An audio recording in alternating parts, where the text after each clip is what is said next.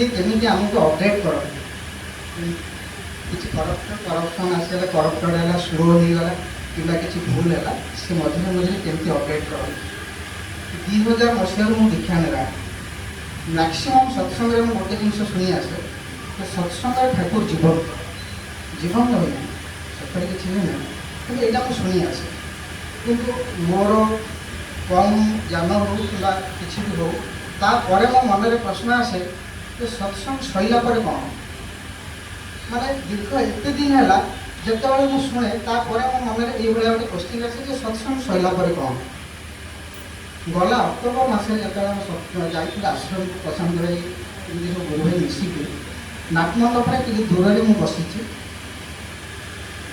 मझे मझे पूजपात आचार्य कथा शुणुची मझे मझे आड़े गुरु भाई मान अनौची हठात मोर मनटा टे फोकस्ड होगा आचार्य देव कथा जन एक गुरु भाई किसी गोटे माने प्रश्नर उत्तर सी हठात कही आरंभ कले देख भल फ्रेमिंग करके भल फूल सजैकी आम भक्ति गदगद हो जाऊ भावु ठाकुर से फोटो फ्रेम भितर अच्छा किंतु से नुहे ठाकुर सर्वत्र सबू जगार अच्छा खाइली बसिली शोली उठिली इभेन बाथरूम भी गली ठाकुर मो सहित अच्छा यही भाया मानिक रही ठाकुर अच्छा सी गोटे एग्जाम्पल दे कहले जे ये नाटमंडप जो बसंत पूजपात आचार्य ये मुझे एत समय धरिक बसी रहे केबे टिके सोई पड़े कि गड़ी जाए कहीं ना ठाकुर बसी थे मो पाखे देह मो पाद बाजी देखो माने हठात शुणिला पर जिन मो मन पूरा हल्का होगा कहीं ना एत दिन है मन भर गोटे क्वेश्चन रही सत्संग पर तार कौन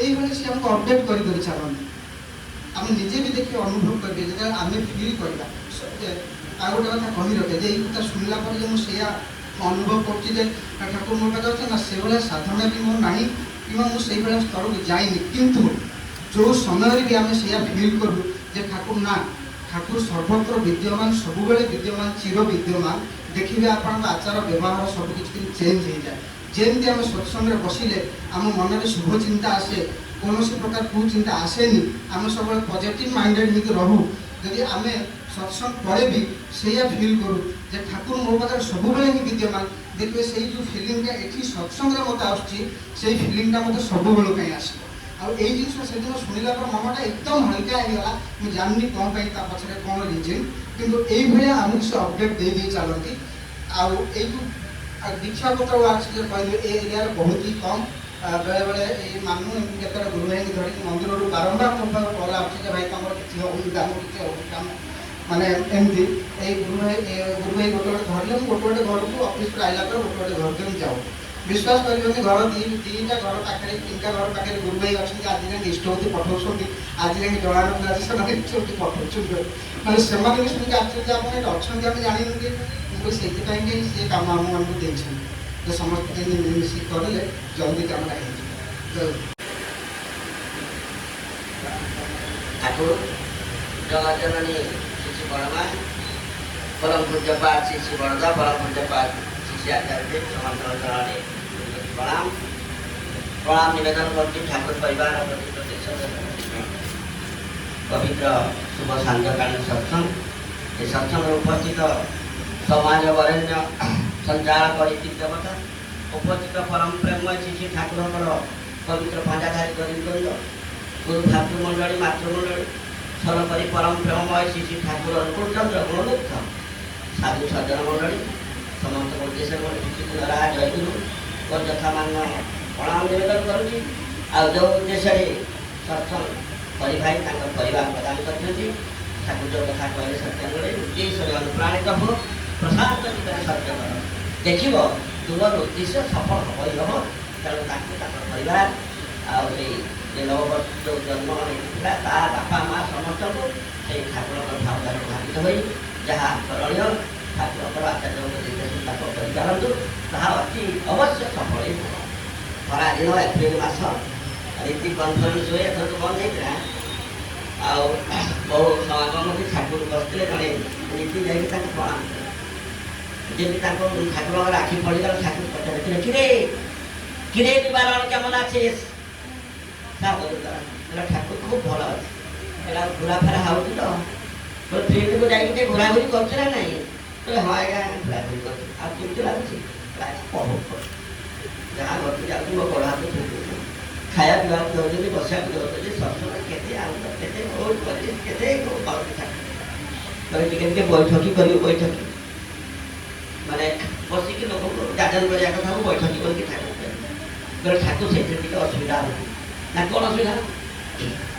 ନା ସବୁ ଲୋକ ଟିକେ ପ୍ରଶ୍ନ ପଚାରି ଦେଉଛନ୍ତି ତ, ମୁଁ ଆଉ ଠିକ୍ କହିପାରୁନି ତ, ସେଇଥିରେ ବୈଠକି କାମ କରୁଛି। ନା କ'ଣ ପଚାରୁଛନ୍ତି? କହିଲେ ତୁମେ ଠାକୁର ଠାକୁର କଥା କହୁଛ, ତାଙ୍କ ଚମତ୍କାରିତା କ'ଣ କହିଲ?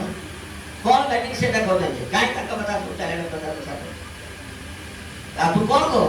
ଠାକୁର ମୋତେ କିଛି ଜଣା ନାହିଁ, ଆପଣଙ୍କ ଚମତ୍କାରିତା କ'ଣ ସେଇଟା ମୁଁ ଠିକ୍ ଭାବରେ ଜାଣିନି। କହିଲେ ଆରେ ନିବାରଣ ତୋର କଥା କହୁନୁ, ତୁ କ'ଣ ଥିଲୁ? କହିଲେ ଆଜ୍ଞା ମୁଁ ଗୋଟେ ଟ୍ରକ୍ ଡ୍ରାଇଭର ଥିଲି। ତାପରେ କିଛି ଦିନ ପରେ ଗୋଟେ ଲୋକକୁ ମଡ଼େଇ ଦେଲି ଗାଡ଼ି, ଆଉ ଜେଲ୍ ହେଇଗଲା। ମୋର ଯିଏ ଗାଡ଼ି ମାଲିକ ଥିଲେ ସେ ଭାରି ଭଦ୍ର ଲୋକ ଥିଲେ, ଭଲ ଲୋକ ଥିଲେ, ମୋତେ ଜେଲ୍ରୁ ମୁକୁଳେଇ ଆଣିଲେ। କିନ୍ତୁ ମୋର ଗୋଟେ ଖରାପ ଅଭ୍ୟାସ ଥିଲା, ମୁଁ ଯାହା ସବୁ ପଇସା ପତ୍ର ପାଉଥିଲି ଅତ୍ୟନ୍ତ ଭାବରେ ମଦ୍ୟପାନ କରୁଥିଲି, ଆଉ ଘରେ ମୋର ସ୍ତ୍ରୀ ଛୁଆ ପିଲାଙ୍କୁ ସବୁ ପିଟାପିଟି କରୁଥିଲି। ଠାକୁର କହିଲେ କହ କହ ତାପରେ କ'ଣ ହେଲା? ତାପରେ ଆଉ କେହି ଆଉ ଗାଡ଼ି ମୋତେ ଚଲେଇବାକୁ ଦେଲେନି। କାହିଁକି? ନା ମୋର ଦୁଇଟା ବନ୍ଧୁର, ମୋର ଜଣେ ମଦ୍ୟପ ଆଉ ଜଣେ ମର୍ଡରର। ସେଇଦିନଠୁ ଠାକୁରଙ୍କର ମୁଖ ଦିନ ଆରମ୍ଭ ହେଲା। ଆଉ କିନ୍ତୁ ମୋ ଛୁଆ ପିଲା ଛୋଟ ଛୋଟ ଛୁଆ ପୁଅ ଝିଅ ଦୁଇ ତିନିଟା ଥିଲେ, କେମିତି ଚଳେଇବି କ'ଣ କରି ଭାବିକି ଆଉ ତ କେହି ଗାଡ଼ି ଦେଲେ କିଛି ପଇସା ପତ୍ର ସଂଗ୍ରହ କରିକି ଗୋଟେ ରିକ୍ସା କିଣିଲି। ଆଉ ଦିନ ବେଳେ କିଛି କିଛି ଲୋକ ବସନ୍ତି ମୋ ଗାଡ଼ିରେ, ସନ୍ଧ୍ୟା ହେଲେ କିନ୍ତୁ ମୋ ଗାଡ଼ିରେ କେହି ବସନ୍ତିନି। କାହିଁକି? ନା ମଦୁଆଟା ମର୍ଡରଟା କାଳେ କ'ଣ ଅସୁବିଧା କରିବ, କ'ଣ କରିବ। ମଝିରେ କିଛି ଦିନ ଏମିତି ବର୍ଷା ହେଲା ଯେ ଆଉ ଅଡ଼ା ଆଉ ମିଳିଲାନି। ମୋ ତ ସ୍ତ୍ରୀ ମୋ ଛୁଆ ମୋତେ ମୋ ପାଖକୁ ଧରିକି ଆସନ୍ତି ପିଟାପିଟି କରିକି। ସେଦିନ ମୁଁ ଯେତେବେଳେ ରିକ୍ସାଟାକୁ ଟାଣିକି ନେଇକି ଆସୁଛି, ମୋ ଛୋଟ ଝିଅଟା ତା ମାଆର ଗୋଡ଼ଟାକୁ ଧରିକି କାନ୍ଦୁଛି, ମା মা আমাকে ভোক লাগছে, মা আমাকে খেতে দে মা। এই যে মোর ছোট ছুয়ার ক্রন্দন মোর হৃদয় বিস্ফোরিত করলা ঠাকুর। না তারপরে আজকে যদি ମୁଁ କିଛି ଭଡ଼ା ସଂଗ୍ରହ କରି ନପାରେ, ଆଜି ସେ ଯେଉଁ ପୋଲ ପାଖରେ ଯେଉଁଠି ରିକ୍ସା ରଖନ୍ତି ଯେଉଁ ପୋଲ, ମୁଁ ସେଠି ଆଜି ଆତ୍ମବିସର୍ଜନ କରିବି ଏମିତି ସଂକଳ୍ପ କରି ଯାଇଥିଲି। ସନ୍ଧ୍ୟା 7ଟା ହେଇଗଲା, କୌଣସି ଲୋକ ଦେଖା ନାହିଁ। ରିକ୍ସାକୁ ଓହ୍ଲେଇ ଆଉ କହିଲି ନା ଯାଉଛି, ରିକ୍ସା ସହ ସେଇ ନଦୀ ପୋଲକୁ ନେଇ ପଡ଼ିବି କହିକି ଯାଉଥିଲି। ଜଣେ ଲୋକ ପାଟି କଲେ, ରିକ୍ସା ଯିବୁ 12 ଟଙ୍କା ଦେବି। ସାଙ୍ଗେ ସାଙ୍ଗେ ମୁଁ ଅନେଇଲି, ଦେଖିଲି ହାଫ୍ ଧୋତି ପଞ୍ଜାବୀ ପିନ୍ଧୁଛନ୍ତି, ବ୍ୟାଗ୍ ଗୋଟେ ଧରିଛନ୍ତି, ବାଡ଼ି ଗୋଟେ ହାତରେ ଧରିଛନ୍ତି। ବୋଲେ ଆଜ୍ଞା କୋଉଠିକି ଯିବି? ବୋଲେ ଅମୁକ ଜାଗାରେ ସତ୍ସଙ୍ଗ ହେଉଛି, ଆଉ ସେଇ ସତ୍ସଙ୍ଗ ମୋତେ ନେଇଯିବୁ, ତୁ ଖାଇବା ପିଇବା କରିବୁ, ମୁଁ ଖାଇବା ପିଇବୁ, ମୋତେ ଅମୁକ ଜାଗାରେ ଆଣି ଛାଡ଼ି ଦେବୁ, 12 ଟଙ୍କା ଦେବି। 12 ଟଙ୍କା ମାନେ 15 ଦିନ ତାଙ୍କ ପରିବାର ଅତ୍ୟନ୍ତ ଆନନ୍ଦିତ ହେଇଗଲେ। ଗଲା ଯାଜନ ସବୁ ଶୁଣିଲା। ସେ ଯେ ଦାଦା ସତ୍ସଙ୍ଗ ସାରିକି ପଚାରି କଲେ ତୋ ଘରେ କେତେ ଜଣ ଲୋକ ଥିଲେ? ସେ ତା ସ୍ତ୍ରୀ ଛୁଆ ପିଲା ଗଣିକି କହିଲା। ସିଏ କହିଲା ମୁଁ ନିଜେ ଖାଇଲି, ଆଉ ସେ ଦାଦା ମୋତେ ଖାଇବା ପିଇବା ମୋ ଛୁଆ ଆପଣଙ୍କ ପାଇଁ ସବୁ ଦେଇକି ଦେଲେ। ଆଉ ଦୀକ୍ଷାଟି ମୁଁ ସେଠି ଯାଇଥିଲି। ଘରକୁ ଆସି ବହୁତ ରାତି ହେଇଯାଇଥିଲା। ଆଉ ଯେହେତୁ ରାତି ହେଇଥିଲା, ଘରେ ମୋର ଛୁଆ ପିଲା ମୋ ସ୍ତ୍ରୀ ଅତ୍ୟନ୍ତ ଭୟଭୀତ। କେତେ ମୁଁ ଡାକିଲି, ଆଉ କେହି କବାଟ ଆଉ ଖୋଲିଲେନି। କାହିଁକି? ନା ଆଜି ରାତିରେ ଆସିଛନ୍ତି ମାନେ ମଦ ଖାଇକି ଆସିଥିବେ, আমাকে পিটাপিটি করে। সে চিৎকার করে কবাট খুলো, কবাট খুলো, আমি আর সেই নিবারণ নয়, আমার পরিবর্তন হয়ে গেছে, আমি ঠাকুর অনুকূলচন্দ্রের দীক্ষা গ্রহণ করেছি। এই কথা শুনে তো মা কবাটটা খুলে দেয়, পড়িয়া সব ধরে দিলে। 12 টଙ୍କା মাকে দেলে, ঠাকুর উৎসাহিত হয়ে গেল। কহ কহ নিবারণ কଣ কଲ? তাପରେ କହିଲେ ଠାକୁର ଯେ ରୀତି ଦୀକ୍ଷା ଦେଇଥିଲେ ସେ ମୋତେ ସ୍ୱସ୍ତି ଦେଇଥିଲେ, ଆପଣଙ୍କ ପାଖକୁ ନେଇକି ଆସିଲେ, ଆପଣ ତ ରୀତି ମାନେ ମୋତେ ଦେଇଦେଲେ। କେତେ ଠାକୁର ନେହୁରାଇକି ମୁଁ କହୁଛି, କହିବା ମୁଁ ଦୁଷ୍ଟରିତ୍ର ଲୋକ, ମୁଁ ମଦ୍ୟପ ଲୋକ, ମୋତେ ଠାକୁର ନୀତି କରନ୍ତୁ, ସେ ପବିତ୍ର କାମ ମୁଁ କରିପାରିବି ନା। ଠାକୁର ଆପଣଙ୍କୁ କିଛି ଶୁଣିଲେନି, ମୋତେ ଦେଇଦେଲେ। ନା ବର୍ତ୍ତମାନ କ'ଣ କହ? ଏଇ ତ ପ୍ରଥମ ଯେଉଁ କଥା କହିଲି ସେଇଆ ବହୁତ ମାନ ସମ୍ମାନ। ଏ ହେଉଛି ପରମ ପ୍ରେମ ଶିଶି ତାଙ୍କର ଅନୁଭୂତି କଥା। ସେ ଯେ କହିଲେ ତୋର କ'ଣ ଅନୁଭୂତି କହ, ଯେ ଠାକୁର ଯେ ଚମତ୍କାର ରାଜି ତାଙ୍କ ଚମତ୍କାରିତା ହେଉଛି ଯେଉଁଟା ବର୍ତ୍ତମାନ ଆଧ୍ୟାତ୍ମିକ କହୁଛି। ସତ୍ସଙ୍ଗରେ କ'ଣ କହିବ? ତୁମର ନିଜ କଥା ହିଁ କହିବ, ନିଜର ଅନୁଭୂତି କଥା ହିଁ କହିବ, ଯାହା ଭିତରେ ସଂଗ୍ରହ କରିପାରୁଛ ତାକୁ ହିଁ କହିବ।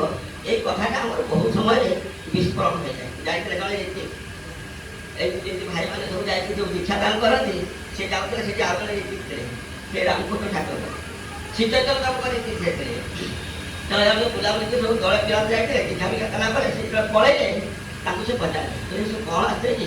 କହିଲେ ସବୁ ଠାକୁରଙ୍କର ଠାକୁର ଅନୁକୂଳଙ୍କର ଲୋକ ଆଉ କ'ଣ କରୁଥିଲେ ଏସବୁ ଘର ଘର ବୁଲିକି ସବୁ ଦୀକ୍ଷା ଦେଲେ ଯେ ଆଶ୍ଚର୍ଯ୍ୟ ହେଇଗଲେ ବିରକ୍ତ ମଧ୍ୟ ହେଲେ କ'ଣ କ'ଣ ଦୀକ୍ଷା ଦେଲେ କ'ଣ ଠାକୁର ଅନୁକୂଳ ପୁରୁଷୋତ୍ତମ ଠାକୁର ଅନୁକୂଳ ସଦ୍ଗୁରୁ ଦୀକ୍ଷା କେହି ଦେଇପାରିବେନି ଚୈତନ୍ୟ ଦେବ ଦୀକ୍ଷା ଦେଇପାରିବେ ଯୋଉଟାକି ମୋ ମାଧ୍ୟମରେ ଦେବେ କହିଲେ କିନ୍ତୁ ତାଙ୍କ ମନରେ ଭାରି ସନ୍ଦେହ ହେଲା ସେ ଦିନେ ଆସିଲେ ଠାକୁର ପାଖକୁ ଆଉ ବିରାଟ ବଡ଼ ଲାଇନ୍ ସେ ଲାଇନ୍ରେ ଛିଡ଼ା ହେଇଥିଲେ ଏବଂ ଯାଉଥିଲେ ଦର୍ଶନ କରିବାକୁ ଦେଖୁଛନ୍ତି ରାମଚନ୍ଦ୍ର ବସିଛନ୍ତି ଦେଖୁଛନ୍ତି କୃଷ୍ଣଚନ୍ଦ୍ର ବସିଛନ୍ତି ପାଖରେ ଯେମିତି ଠୁମଠିକା ଦେଖିଲେ ଶ୍ରୀଚୈତନ୍ୟ ବସିଛନ୍ତି ସାଙ୍ଗେ ସାଙ୍ଗେ ଉଠିକି ଦେଖିଲେ ଠାକୁର ବସିଛନ୍ତି ସରେଣ୍ଡର କଲେ ଠାକୁର ଦୀକ୍ଷା ତାଙ୍କ ଦାନ କରେଇଥିଲେ କିଛି ଦିନ ପରେ ତାଙ୍କୁ ରୀତି କରିଥିଲେ ଆଉ କହିଲେ ଆଉ ଥରେ ଆସିବ ଆସିଲା ଥରେ ତାଙ୍କୁ ପଚାରିଥିଲେ କହିଲେ କୋଉଠି ତୁମେ ରୁହ ତୋର କେତେଟା ପିଲା ଛୁଆ କହିଲେ ଆଜ୍ଞା ଗୋଟେ ପୁଅ ଗୋଟେ ଝିଅ ଆଉ ମଠରେ ସବୁ ରହିଲା ଚୈତନ୍ୟ ପାରମାନେଣ୍ଟ ଘର ତାଙ୍କର କିଛି ନାହିଁ ଆମ ସତ୍ସଙ୍ଗ ବେହେର ଭଳିଆ ମଠ ଏ ମଠ କାମ ସରେ ସେ ମଠ ମଠ କାମ ସରେ ସେପଟେ କହିଲେ କାହିଁ ସେଠି କାହିଁ ରହୁଛ ମୋର ସେଠି ଆନନ୍ଦ ବଜାର ଅଛି ଘର ଗୋଟେ ତୁମକୁ ଦେବି ଛୁଆମାନେ ଏଠି ପାଠଶାଳ ପଢ଼ିବେ ତୁମେ ଏଠି ପଳେଇ ଆସ ତେଣୁ ସେ ପଳେଇ ଆସିଥିଲେ ଆଉ ରହିଲେ ଆଶ୍ରମରେ ଠାକୁର କହିଲେ ସଚିଦାନନ୍ଦ ତାଙ୍କ ନାମ ସଚିଦାନନ୍ଦ ବ୍ରହ୍ମଚାରୀ ଆମ ନିମାପଡ଼ାରେ ଗୋଟେ ପରିବାରକୁ ସେ ଦୀକ୍ଷା ଦେଇଥାନ୍ତି ସେ ଆଉ ଗୋଟେ ନୀତିଙ୍କ ନାଁରେ ଦ୍ୱିତୀୟ ସଚିଦାନନ୍ଦ ବ୍ରହ୍ମଚାରୀ ଜଣେ ନୀତିକାନ୍ତି ଶୁଣୁଥିଲୁ ପଢ଼ିଥିଲୁ କହୁଥିଲୁ ସେ ପରିବାର ସେ ଦୀକ୍ଷା ଦେଇ ନିଷ୍ପତ୍ତି କରିନଥିଲେ ବର୍ତ୍ତମାନ ସବୁ କରେ ତେଣୁ ସେ କଥା ହିଁ ତାଙ୍କୁ କହିଲେ ଆଉ ଠାକୁର ସେ ରହିଲେ ଆସିକି ରହିଲେ କହିଲେ ଠାକୁର କହିଲେ ସଚିଦାନନ୍ଦ ଦା ଆପଣ ବର୍ତ୍ତମାନ ଯାଆନ୍ତୁ ବର୍ତ୍ତମାନ ଯାଇକି ପରପିତାଙ୍କର କାମ କରନ୍ତୁ ସେ ବର୍ତ୍ତମାନ କଲେ ବେଙ୍ଗଲୀ ଲୋକ ସୁନ୍ଦର କୀର୍ତ୍ତନ କଲେ ଗାର୍ଡନ ଫାର୍ଡନ କଲେ ସତ୍ସଙ୍ଗ କଲେ ସେଦିନ ତାଙ୍କ ଜମିଦାର ଯେମିତି ବହୁ ଭାଇ ମା ବସି ସେଦିନ ଜମିଦାର ତାଙ୍କର କରିଥିଲେ ସେ ଭାରି ଖୁସି ହେଇଗଲେ ଠାକୁରଙ୍କ କଥା ଶୁଣିକି ସତ୍ସଙ୍ଗ ପରେ ତାଙ୍କୁ ନିବେଦନ କଲେ ଆଜ୍ଞା ଆପଣଙ୍କ ଭଳିଆ ଲୋକ ଆମ ଏଇ ଅଞ୍ଚଳରେ ଦରକାର ମୋର ଯେ ପ୍ରଜାମାନେ ଅଛନ୍ତି ସେମାନଙ୍କ ସୁଖ ଶାନ୍ତି ଆନନ୍ଦ ପାଇଁ ଆପଣଙ୍କ ଭଳିଆ ଲୋକ ଦରକାର ତେଣୁ ଆପଣ ଏଠି ରହିଯାଆନ୍ତୁ ମୁଁ ଜମି ଦେବି ଘର ଦେବି ସବୁ ଦେବି ସେଟା ଆଜ୍ଞା ସେମିତି ତ ରହିପାରିବି ମୁଁ ସତ୍ସଙ୍ଗ ଆଶ୍ରମରେ ରହେ ଠାକୁର ଯଦି ମୋର ଗୁରୁ ଠାକୁର ଅନୁମତି ଦେଲେ ମୁଁ ରହିବି ମନେ ମନେ ଭାରି ଖୁସି ହେଲେ କହିଲେ ଯାହା ହଉ ଏ ଘର ସେ ଘର ହଉଥିଲେ ଏ ମଠ ସେ ମଠ ଠାକୁରଙ୍କୁ ଦୀକ୍ଷା ନେଇ ଚୈତନ୍ୟ ନେଇ ନୀତି ହେଇ ଆଜି ଗୋଟେ ପରମ ସୌଭାଗ୍ୟ ଲାଭ କରିଛି ତେଣୁ ଗୋଟେ ଘର ମିଳିବ କୋଠା ବାଡ଼ି ମିଳିବ ଠାକୁର ଯାଇ ନିବେଦନ କରି ଠାକୁର ଆଉ ସେ ବର୍ତ୍ତମାନର ଯେ ଅଛନ୍ତି ଜମିଦାର ସେ ଘର ଦ୍ୱାରା ସବୁ କିଛି ଦେବେ ଆପଣ ଅନୁମତି ଦେଲେ ମୁଁ ଛୁଆ ପିଲା ନେଇକି ବର୍ତ୍ତମାନ ପଳେଇଯିବି ସେ ଭାରି ଭଲ ଲୋକ ସେଟା ଆମେ କି କରିବୁ ତ ଛୁଆ ପିଲା ଯଦି ଯିବେ ତାଙ୍କୁ ନେଇକି ତ ପଳା ସେ ଯାଇ ଗଲାବେଳକୁ ତାଙ୍କ ଝିଅ ବାହାରେ ବସିକି ଖେଳୁଥିଲା କହିଲେ ଝିଅ କି ଭାଗ୍ୟ ଫିଟିଗଲା ଆମର କି ଭାଗ୍ୟବାନ ଛୁଆ ସବୁ ତୁମମାନେ ଆଉ ବର୍ତ୍ତମାନ ପଳେଇବା ଆମେ ଠାକୁର ନିବେଦନ କର ତୁ ଯଦି ହଁ କହିଛୁ ପଳେଇବା ସେ ଛୁଆ ପୁରା କାନ୍ଦ କଲା ନା ବାପା ମତେ ଆଉ ଯିବାକୁ ଇଚ୍ଛା ହଉଛି ସେ ବହେ ଗାଳି ଦେଲା ହତ ବାଗି ପୁଅ ଶୁଣିକି ଆସିଲା କ'ଣ ବାପା ଗାଳି ଦଉଛନ୍ତି କ'ଣ ନା ଏଇ ଯେମିତି ଗୋଟେ ଆସିଛି ଅଫର ଇଏ ରାଜି ହଉଛି କହିଲା ବାପା ମୋର ବି ଲାଗିଲାନି ଏଇ ଛୁଆ ଯାକୁ ଗାଳି ଗୁଲାଜ ବେଳକୁ ତାଙ୍କ ମା ଧରିକି ଆସିଲା କାହିଁ ଛୁଆଟାକୁ ପାଟି କରୁଛ ଦେଖୁନ ହେଲେ ବର୍ତ୍ତମାନ ଯିବା ସେ ଜଣେ ଜମିଦାର ଘର ଦ୍ୱାର କୋଠା ବାଡ଼ି ସବୁ ଦେବ ଯେ ରାଜି ହଉଛନ୍ତି କହିଲା ମୁଁ କ'ଣ ରାଜି ଅଛି କି ମୁଁ ବି ରାଜି ନେବି ହଠାତ୍ ହେଇଥିଲେ ସେଦିନ ଠାକୁର ଯାଇ ନିବେଦନ କରିବେ କହିଲେ ଠାକୁର କେହି ରାଜି ନୁହନ୍ତି ଆଉ ଜଣେ ରୀତି ସେଠି ବସିଲେ ତାଙ୍କୁ କାଟି ଦେଲେ ବାହାରେ କହିଲେ ଆସ ଆମର ଦୋକାନ କ'ଣ ନିବେଦନ କାହିଁ କରୁଥିଲେ ଠାକୁରକୁ ଆମର ଘର ପାଇଥିଲେ ପଳେଇ ଯାଇଥାନ୍ତେ ତେଣୁ ତାଙ୍କ ଠିକଣା ସେ ତାଙ୍କ ଠିକଣା ନେଇକି ସେ ତାଙ୍କ ପାଖକୁ ପଳେଇଲେ ଆଉ କିଛି ଦିନ ପରେ ଇଏ ଯାଇଥିଲେ ଦେଖିବାକୁ ସେ ଦାଦା କେମିତି ଅଛନ୍ତି ଯାଇକି ଦେଖିଲା ଦୋଳିରେ ଧରୁଛନ୍ତି ମା ପୁରା ବ୍ୟସ୍ତ ଗାଈ ଘର ଦ୍ୱାର ଧାନ ସବୁ କିଛି ରହିଛି ମନେ ମନେ ଭାରି ଆନନ୍ଦିତ ସୁଖ ମାନେ ଦୁଃଖିତ ହେଲେ ମୋ ଭାଗ୍ୟରେ ସେ ନାହିଁ ମୋ ପିଲାମାନଙ୍କ ଭାଗ୍ୟରେ ନାହିଁ କହିକି ଆଉ ଥରେ ଯେତେବେଳେ ଯାଇକି ପଚାରନ୍ତି ସେ ଘରଟା ତାଙ୍କର ତାଲା ପଡ଼ିଛି ସେ ଘର ତାଙ୍କର ତାଲା ପଡ଼ିଛି ପଚାରେ ଯେ ଦାଦା ଥିଲେ ମା ଥିଲେ ପୁଅ ଥିଲା କୁଆଡ଼େ ଗଲେ କହିଲେ ଆଜ୍ଞା ସେ ବର୍ଷା ପାଣି ଗଲେଣି ତାଙ୍କ ପୁଅଟା ଗୋଟେ ଟ୍ରକ୍ ଆକ୍ସିଡେଣ୍ଟରେ ମରିଗଲା ତ ସେ ମା ପାଗଳ ହେଇଗଲେ ତେଣୁ ତାଙ୍କ ଭଲ କରିବାକୁ ଯାଇକି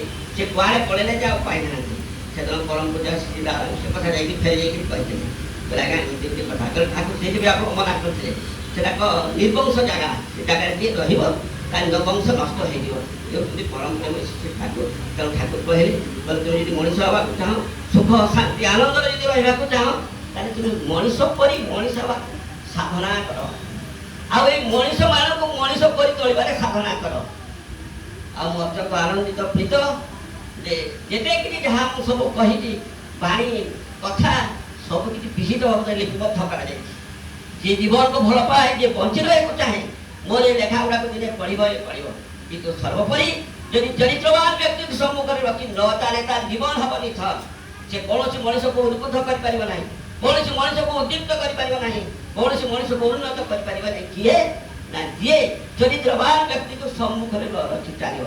ଚରିତ୍ରବାନ ବ୍ୟକ୍ତି କିଏ? ନା ଆଚାର୍ଯ୍ୟମାନ ବିଜାତୀୟ ଆଚାର୍ଯ୍ୟ ଦେବ ଭବ, ପିତୃଦେବ ଭବ, ମାତୃଦେବ ଭବ। ତେଣୁ ଆଚାର୍ଯ୍ୟ ଦେବ ହେଉଛନ୍ତି ସର୍ବୋଦୟୀ ଆଉ ଠାକୁରଙ୍କର ପ୍ରତିଭୁ ଆଉ ଜଳାଭିଷିକ୍ତ ପ୍ରତିଭୁ। ତାଙ୍କର ଆଦେଶ ନିର୍ଦ୍ଦେଶ ଯେଉଁ ବିକିବା କଥା ଭାଇ କହୁଥିଲେ ତାକୁ ବିହିତ ଭାବରେ ବୋଲେ କି ହୁଏ ବୋଲାର ମତ କରିଛନ୍ତି ତବେ ଭାବେ ଜୟ। ଆଉ ବୋଲା ବୋଲି ଆଚାର୍ଯ୍ୟ ଚାହୁଁନାହାନ୍ତି କରିବା ଉପରେ ସବୁ ବହୁ ଭାବରେ ଗୁରୁତ୍ୱ ଦେଇଛନ୍ତି। ତାଙ୍କର କଥାକୁ ତାଙ୍କ ନିର୍ଦ୍ଦେଶକୁ ଆଦେଶକୁ ଆଉ ସେଟା କହିଲେ ଯେ ଏଇଟା ଠାକୁର କାମ ନୁହେଁ, ଏଇଟା ତୁମର ନିଜ କାମ। ମୁଁ କିଭଳି ମୋର ଆଚାର ଆଚରଣ ଚରିତ୍ରକୁ ସଂଶୋଧନ କରିବି, ବହୁ ଲୋକଙ୍କ ସହିତ ମିଳାମିଶା ଭିତରେ ଦେଇକି ମୁଁ ଆସ୍ତେ ଆସ୍ତେ ଧରିବି ମୋର ଆଚାର ବ୍ୟବହାର ପରିବର୍ତ୍ତନ କରିବି। କାହିଁକି ନା ମୁଁ ଠାକୁରଙ୍କୁ ଭଲ ପାଏ, ଆଚାର୍ଯ୍ୟଙ୍କ କଥାକୁ ନିର୍ଦ୍ଦେଶକୁ ପରିପାଳନ କରିବାକୁ ଚାହେଁ। ଯଦି ପରିପାଳନ କରିବାକୁ ଚାହେଁ ମୁଁ ନିଶ୍ଚିତ ଭାବରେ ସଂଶୋଧିତ ହେବି। এই সংশোধিত হওয়া ପାଇଁ ଠାକୁର ଆଶା ପ୍ରକାଶ କରିଛନ୍ତି। ତେଣୁ ଗୋଟେ ସାଧନା, এই ସାଧନାର ସମୟ ଆଜି ଆସିছে। ଆମର ସମସ୍ତେ ସେ ଯେଉଁ ପବିତ୍ର କର୍ମ ଦିବ୍ୟ ଯାହା କୁହାଯାଉଛି ସେ ପ୍ରତି ହେବା, ଆମ ନିଜର ପରିବାର ପରିଜନ ପରିବେଶ ସମସ୍ତଙ୍କ ମଙ୍ଗଳ ଦିଗରେ ଆମେ ଅଗ୍ରସର ହେବା, ନିଜର ମଙ୍ଗଳ କରିବା। ସ୍ୱରୂପ ଯିଏ ସତ୍ସଙ୍ଗ ଦେଇଛନ୍ତି ତାଙ୍କର ପରିବାର ପରିଜନ ସମସ୍ତଙ୍କର ଉପସ୍ଥିତ ସମସ୍ତଙ୍କର ମଙ୍ଗଳମୟ ଜୀବନ ପରପିତା ଶୀତଳେ ପ୍ରାର୍ଥନା କରୁଛି। ଆଉ ସମସ୍ତଙ୍କ ଉଦ୍ଦେଶ୍ୟରେ ରାମ ପ୍ରୀତି ଜୟ କରୁ ମୋର ପ୍ରଣାମ।